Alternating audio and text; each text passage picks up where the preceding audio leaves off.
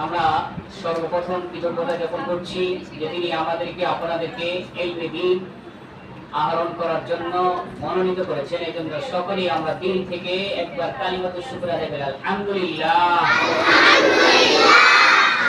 আমরা সকলেই জানি যে আমরা প্রথম সাময়িক পরীক্ষা দেওয়ার পর কিছুদিন বন্ধ, এক সপ্তাহ বন্ধ পরে আবার মাদ্রাসায় আসছে, ঠিক না?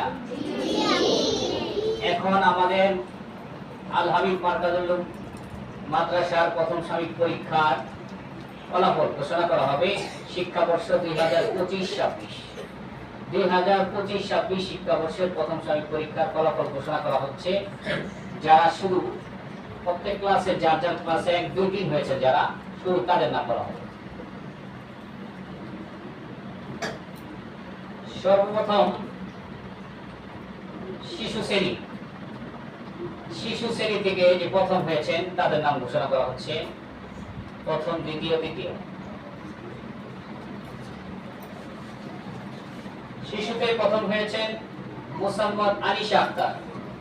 প্রথম হয়েছেন মুসাম্মদ আনিশা আক্তার। মোট নম্বর 592, গড় নম্বর 98.6।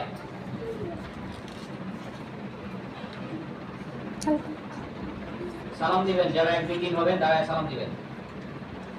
দ্বিতীয় হয়েছেন মুসাম্মদ নওরিন হাবিবা। মোট নম্বর 599, গড় নম্বর 98.1, বিভাগ মুমতাজ। তৃতীয় হয়েছেন মোহাম্মদ ইব্রাহিম। মোট নম্বর 576, গড় নম্বর 96, বিভাগ মুমতাজ।